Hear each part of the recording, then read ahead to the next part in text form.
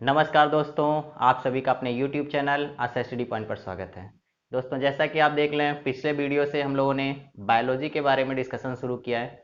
आज बायोलॉजी के second lecture पे हम चर्चा करते हैं। पहला लेक्चर अगर आपने नहीं देखा है तो जीव विज्ञान से परिचय से संबंधित, जिसमें मैंने जियोलॉजी के बारे में, बॉटनी के बारे में और टैक्सोनॉमी यानी वर्गीकी के बारे में बताया। तो दोस्तों, वर्गीकी में ही मैंने आपको बताया था किंगडम या समूह के बारे में। आज उसी से रिलेटेड हम लेक्चर पर चर्चा करने वाले हैं कि हमारे यहाँ जो साइंस में डिवाइड किया गया बायोलॉजी में, यानी जो किंगडम्स बनाए गए हैं, हमारे जो जगत बनाए गए हैं, वो 5 जगत किस तरीके से हैं, उनमें कौन कौन से जीव जंतु आते हैं और मनुष्य भी किस वर्ग में आता है या किंगडम में आता है, इसके बारे में हम लोग चर्चा करते हैं। तो चलिए दोस्तों, आज का देखते हैं क्या यहाँ से महत्वपूर्ण क्वेश्चन बन सकते हैं। पहले दोस्तों, अगर हम बात करें तो आज का टॉपिक हमारा होगा प्राणियों का विभाजन, या हम कह सकते हैं बंटवारा। किस तरीके से डिवाइड किया गया है, किस तरीके से इनको अलग अलग कैटेगरी में रखा गया है, क्लासिफिकेशन किया गया है, इसके बारे में चर्चा करते हैं। दोस्तों, जो प्रचलित है इसके बारे में क्वेश्चन पूछा जाता है। ऐसे तो हम बात करें, अरस्तु ने भी हमारे जगत को डिवाइड किया था, तो पहला पॉइंट मैंने इसीलिए लिखा है। अगर हम अरस्तु के बारे में बात करें, जिन्हें फादर ऑफ बॉटनी के नाम से जाना जाता है, यानी फादर ऑफ जियोलॉजी के नाम से जाना जाता है, यानी जंतु विज्ञान के पिता के नाम से जिन्हें जाना जाता है, इन्होंने भी क्या किया था, समूह बताया था। ध्यान दीजिएगा दोस्तों, एक चीज बॉटनी और जियोलॉजी में कंफ्यूजन नहीं होना चाहिए, ठीक है। जियोलॉजी मैंने गलती से बॉटनी बोल दिया था, जियोलॉजी के आप ध्यान दीजिएगा, अरस्तु को जियोलॉजी से जानते हैं, ठीक है।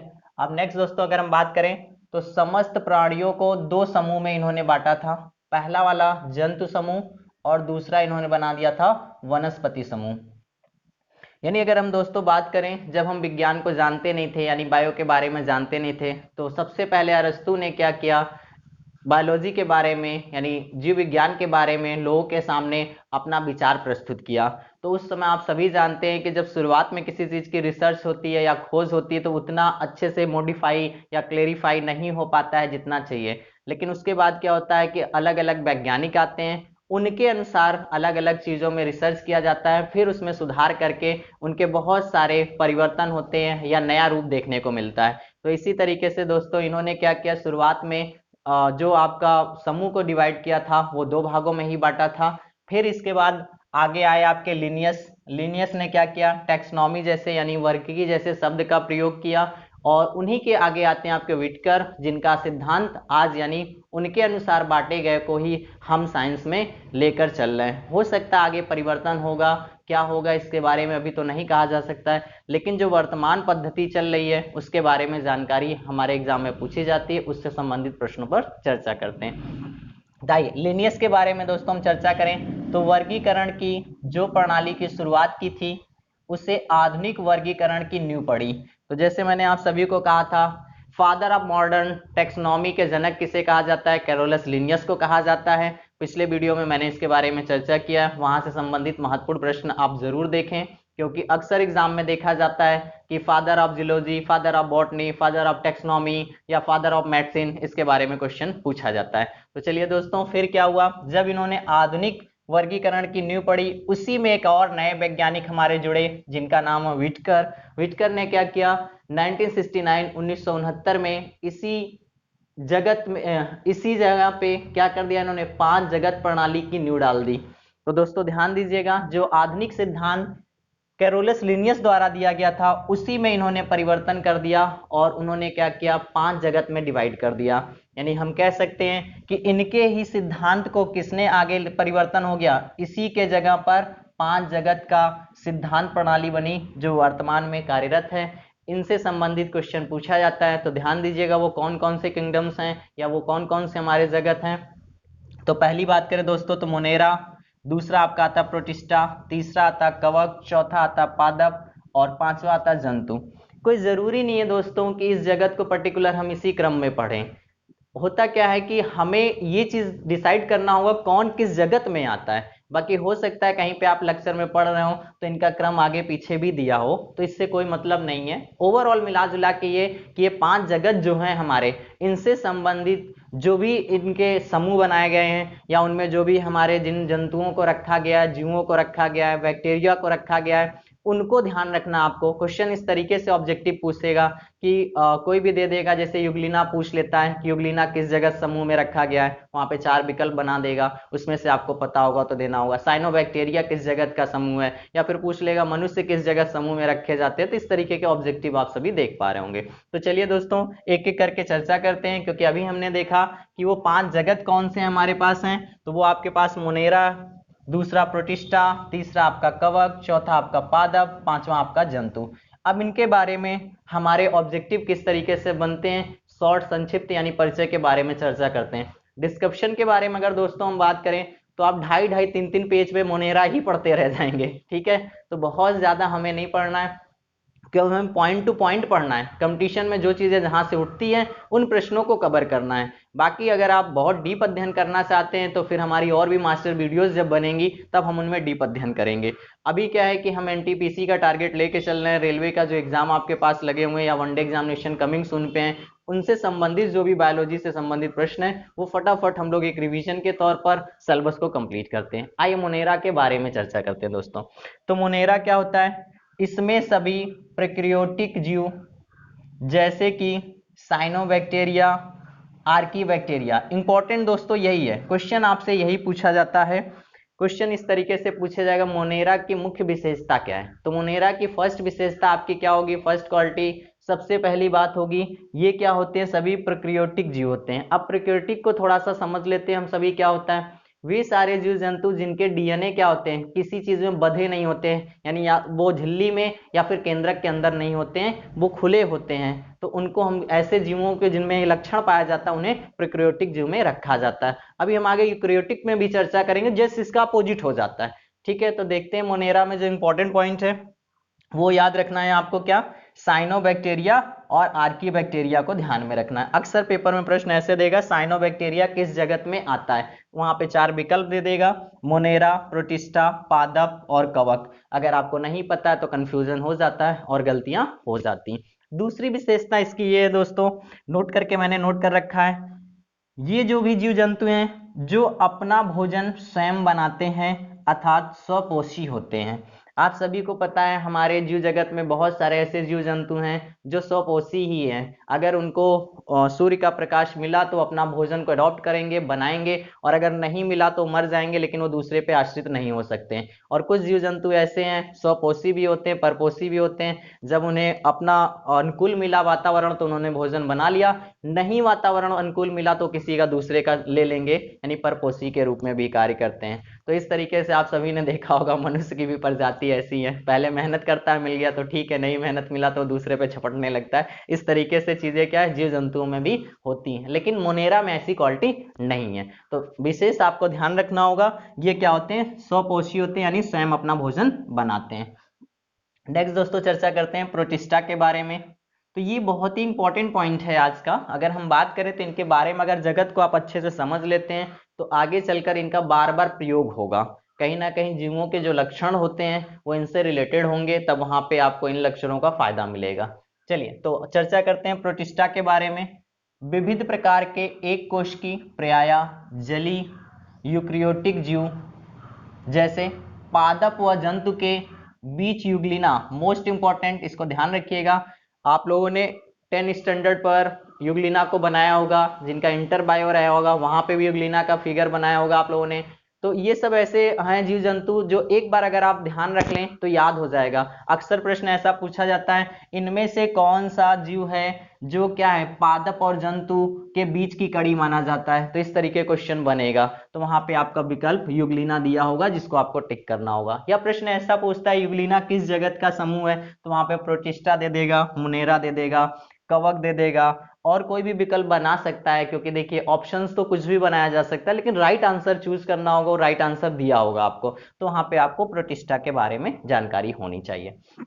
नेक्स्ट दोस्तों बात करें तो इसी जगत में आता है, जैसा कि मैंने अभी चर्चा किया। तो यहाँ पे जो चीज में इंपॉर्टेंट है जो ऑब्जेक्टिव में पूछे गए उन्हीं को नोट किया है। जैसे साइनोबैक्टीरिया कई बार क्वेश्चन में पूछा गया, आर्कीबैक्टीरिया कई बार प्रश्न में पूछा गया है, यूग्लिना पूछा गया है। तो ये वही पॉइंट टू पॉइंट रखा गया है जो पेपर में आपको हूबहू मिल जाए, क्योंकि हमारी टीम का ये टारगेट है आपका सिलेक्शन कराना, ना कि केवल पढ़ाते ही रहना। देखिए हमारा मेन उद्देश्य क्या है कि आप लोग जिस एग्जाम में बैठे उसमें आप अपना 100% देने का प्रयास करें। जब आप अपना 100% करते हैं तो एग्जामिनर की दृष्टि से, एग्जाम की दृष्टि से आपका 60 to 70% हो पाता है, और 60 से 70% जब हो पाता है तब हम कहीं सिलेक्शन हो पाएंगे, यानी हमारा लिस्ट में नाम हो पाएगा। तो फाइनली सिलेक्शन तक की हमें प्रक्रिया को लेके चलना है। जब हम अपना प्रेजेंटेशन 100% करेंगे तो सामने वाले के लिए कितना, वो तो सामने वाला डिसाइड करता है, क्योंकि हमें तो अपना 100% देना होगा। और सफलता का यही राज है कि जब तक आप अपने आप को 100% प्रिपेयर्ड नहीं करेंगे, तैयार नहीं करेंगे किसी चीज के लिए, तो मैं भी हो सकता है कि आप सफलता के दौर से बाहर बने रहें। आइए नेक्स्ट दोस्तों बात करें तो इसमें कुछ विशेषताएं हैं इसकी भी। प्रोटिस्टा में पहली विशेषता तो ये है कि सूर्य के प्रकाश में यह स्वपोषी हो जाते हैं, सूर्य के प्रकाश के अभाव में परपोषी भी हो जाते हैं। यानी इनके जीव जंतु के कुछ लक्षण ऐसे होते हैं जो दोनों ही अडॉप्ट करते हैं, स्वपोषी और परपोषी दोनों ही लक्षण, दोनों ही गुण इनमें देखने को मिलता है। तो जैसे हम बात करें दोस्तों तो प्रोटोजोआ, प्रोटोजोआ में बहुत सारे ऐसे नाम आपके आएंगे जो आपके प्रोटिस्टा के रूप में प्रयोग होंगे या उसमें नाम आएगा। तो आपको बस इतना ध्यान रखना है, स्वपोषी परपोषी के जो लक्षण हैं, विशेषताएं हैं, वो किसकी है, प्रोटिस्टा की। अभी मैं दोस्तों यहाँ पे चर्चा कर लेता हूँ यूकैरियोटिक क्या होता है। जैसा कि मैंने आप सभी को अभी बताया, प्रोकैरियोटिक में इनके डीएनए जो होते हैं वो किसी झिल्ली में बंद होते हैं या केंद्रक के अंदर होते हैं, और जस्ट इसके अपोजिट क्या होता है आपका मोनेरा में प्रोकैरियोटिक। तो कभी कभी प्रश्न ऐसा भी पूछ लेता है आपका कि इनमें से प्रोकैरियोटिक से आपका क्या तात्पर्य है या क्या आशय है, या यूकैरियोटिक से क्या आशय है, तो वहां पे ऑप्शन आपका दिया होगा, आप उसको टिक कर लेंगे। चलिए नेक्स्ट दोस्तों हम बात करते हैं कवक के बारे में। तो कवक क्या होते हैं, इसमें यूकैरियोटिक तथा परपोषी जीव हैं जिनमें अवशोषण द्वारा पोषण होता है। आप सभी जान रहे हैं परपोषी मतलब जो अपना भोजन स्वयं ना बना पाए, यानी ये दूसरों पर आश्रित हों। जैसे फंगई वगैरह के बारे में आपने सुना होगा, ये सब तब तक जीवित रहते हैं जब तक इनको वो एटमॉस्फेयर मिलता है, यानी उनको कह सकते हैं नमी में जैसे उग गए या ऐसे चीजों पे जहां लगते हैं, ये तभी तक रहते हैं जब तक उनको वो एटमॉस्फेयर मिलता रहता है, यानी वो अपना भोजन बना ले पाते हैं दूसरों से, तभी तक, नहीं तो फिर उसके बाद वो स्वतः ही समाप्त हो जाते हैं। तो इस तरीके से आप अगर किसी चीज को तैयार करते हैं तो किसी चीजों से बिलोंग कर लीजिए, जोड़ लीजिए, तो वो चीजें आपको हमेशा याद बनी रहेंगी। तो यहाँ पे हम बात करें दोस्तों तो यह सभी परपोषी होते हैं। जैसे कुछ लक्षण, जैसे परजीवी भी इन्हें कहते हैं, मृतोपजीवी भी कहते हैं। तो यानी कवक का एक लक्षण आपका क्या है, सबसे पहली बात तो होती है परपोषित होते हैं, दूसरी बात क्या होती है परजीवी होते हैं, तीसरी बात क्या होती है मृतोपजीवी होते हैं, यानी इतनी जल्दी ये समाप्त नहीं होते। आप सभी को पता होगा कि स्वपोषी जल्दी समाप्त हो जाएंगे, क्योंकि उनको अगर भोजन नहीं मिला तो अपने आप को क्या करेंगे, समाप्त कर देंगे, खत्म कर देंगे। लेकिन परपोषी होगा, किसी से भी छीन के खा लेगा, ठीक है, यानी उसका जीवन जो होता है काफी लंबा होता है, इसी वजह से इसे मृतोपजीवी भी कहा जाता है। आप सभी ने देखा होगा जिसको कोई टेंशन ही नहीं है, दूसरे पे आश्रित है, तो वो मस्त जिंदगी जी रहा होगा, और जिसके ऊपर जिम्मेदारियां होती हैं उसकी लाइफ भी कम होती है, और हर रोज वो कुछ ना कुछ नया एक्टिविटी करने के चक्कर में उसकी लाइफ कम होती रहती है। तो कहीं ना कहीं अगर हम बात करें तो इन सब लक्षणों को भी देखकर इनका एक क्लासिफिकेशन किया गया, इनका समूह बनाया गया, इनका वर्ग बनाया गया, यानी हम कह सकते हैं इस जगत में इसी तरीके से रखा गया इनके लक्षणों को, इनकी विशेषताओं को देखते हुए। नेक्स्ट दोस्तों वेरी वेरी इंपॉर्टेंट क्वेश्चन जो लास्ट ईयर से कई बार पूछा जा रहा है, नोट करके मैंने नोट कर रखा है। इसकी कोशिका भित्ति जो बनी होती है काइटिन की बनी होती है। ध्यान दीजिएगा, कई बार ऑब्जेक्टिव पूछा गया, ये रेलवे में पेट क्वेश्चन है, बार बार पूछता है, रिपीट भी होता है। तो यहाँ पे ध्यान दीजिएगा, कोशिका भित्ति इसकी किसकी बनी होती है, काइटिन की। तो इसको आप गांठ बांध लीजिए, फिर रिपीट होगा। तो कवक की ऐसे क्वेश्चन पूछेगा, कवक की कोशिका भित्ति किसकी बनी होती है, वहां पे आपका काइटिन देगा, सेलुलोज देगा, माल्टोज देगा, इस तरीके के कुछ ऑप्शंस आपके चार बनाएंगे, लेकिन आपको क्या विकल्प सही करना होगा, काइटिन। तो कई बार ये प्रश्न यहाँ से बना भी है, अभी हाल ही में पॉलिटेक्निक के एग्जामिनेशन में भी जहाँ बायोलॉजी का टेस्ट होता है, बी फार्मा या इस तरीके के, उसमें भी कई बार ये प्रश्न देखने को मिला हुआ है, तो आप इसको ध्यान दें। नेक्स्ट दोस्तों हम चर्चा करते हैं पादप जगत के बारे में। इसमें वे सभी रंगीन बहुकोशिकी प्रकाश संश्लेषी उत्पाद जीव सम्मिलित होते हैं। आप सभी को पता है, पादप से आप समझ गए होंगे, पेड़ पौधों में बहुत सारे लक्षण होते हैं, रंग बिरंगे होते हैं, बहुकोशिकीय होते हैं, और भी प्रकाश संश्लेषी होते हैं, उत्पाद जीव जंतु जिस तरीके से होते हैं वे सभी क्या कहलाते हैं, पादप के अंतर्गत आते हैं। अभी इनका डिस्क्रिप्शन धीरे धीरे 1 by 1 हम जैसे जैसे लेक्चर्स पढ़ाते रहेंगे और भी चीजें एक्सप्लेन होती रहेंगी। जैसे पादप का जब उठाया जाएगा तो उस पर चर्चा किया जाएगा, प्राणी विज्ञान जब उठाया जाएगा तो प्राणियों के बारे में चर्चा किया जाएगा, बैक्टीरिया का टॉपिक आएगा तो वहाँ बैक्टीरिया के बारे में चर्चा किया जाएगा, वायरस का टॉपिक आएगा वायरस के बारे में चर्चा किया जाएगा। तो ये सारी चीजें वहाँ क्लियर होती चली जाएंगी, क्योंकि इन्हीं समूहों से ही मिलाकर सारा जगत बना हुआ है। इन्हीं से अलग अलग चीजों के बारे में हमने अध्ययन किया, और जब हम उस पर बहुत आगे तक जानकारी हासिल कर चुके तो उनको एक छोटा सा टॉपिक या उनका एक ब्रॉड टॉपिक बना के सिलेबस में डाल दिया गया। तो दोस्तों हम बात करें तो पादप जगत में मुख्य रूप से जैसे शैवाल, मांस, पुष्पी तथा अपुष्पी बीजी पौधे इसमें सम्मिलित होते हैं। तो देखिए ऑब्जेक्टिव यहीं से बनेगा, क्वेश्चन ऐसे देगा शैवाल किस जगत का है या शैवाल को किस समूह में रखा गया है, तो बस ऑप्शन आपको पादप लगा देना है। या मांस का पौधा होता है, आप लोगों ने देखा होगा समुद्रों में काफी बड़े बड़े पाए जाते हैं, तो ये भी एक विशेष प्रकार का पादप होता है। तो अब यहाँ पे आप वो मीट से मत समझिएगा, इस पौधे से लेना देना है। यहाँ पे कभी कभी कंफ्यूजन हो जाता है, तो ऐसा कंफ्यूजन नहीं होना चाहिए। आप अगर किसी भी चीज का कोई भी डाउट्स होता है तो आप चैनल पर कमेंट्स कर सकते हैं, अपनी प्रॉब्लम को शेयर कर सकते हैं। हमारी टीम भरसक पूरा प्रयास करती है कि आपके जो भी डाउट्स हों उसको क्लियर किया जाएगा। नेक्स्ट दोस्तों बात करें तो हमारा अंतिम जो आता है आज का पॉइंट, वो आपका आता है जंतु। जंतु के बारे में बात करें तो इस जगत में सभी बहुकोशिकी जंतु, समभोजी, यूकेरियोटिक, उपभोक्ता जीव सम्मिलित हैं।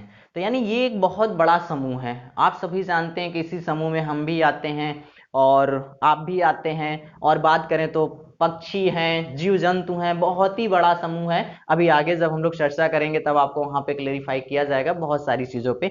दोस्तों एक और भी यहाँ पे इसके लिए शब्द प्रयोग किया जाता है, मेटोजोआ भी इसे कहते हैं। तो कभी कभी देखिए यहाँ पे अगर मान लीजिए ऑप्शन पे आपका जंतु ना दे, क्योंकि बहुत सरल शब्द हो जाता है, तो वहां पे अगर मेटोजोआ भी दे देता है तो इसी समूह को मेटोजोआ के नाम से भी जाना जाता है। नेक्स्ट दोस्तों बात करें जैसे एग्जाम्पल के तौर पे तो हाइड्रा, जेलीफिश, कृमि, सितारा मछली, सरीसृप। सरीसृप से आप समझ पा रहे होंगे वे सारे जो रेंगने वाले हैं या विषैले हैं, जैसे छिपकली है, सांप है, कछुआ है इत्यादि, जिनके बारे में अभी चर्चा करेंगे दोस्तों। उभयचर, पक्षी, स्तनधारी जीव जंतु आदि इसमें सम्मिलित होते हैं। तो उम्मीद करते हैं दोस्तों आपको ये सारे ही पॉइंट्स क्लियर हुए होंगे। अगर आप चैनल पर नए हैं तो दोस्तों चैनल को सब्सक्राइब करिए और अपने मित्रों अपने दोस्तों तक भी शेयर करिए। धन्यवाद।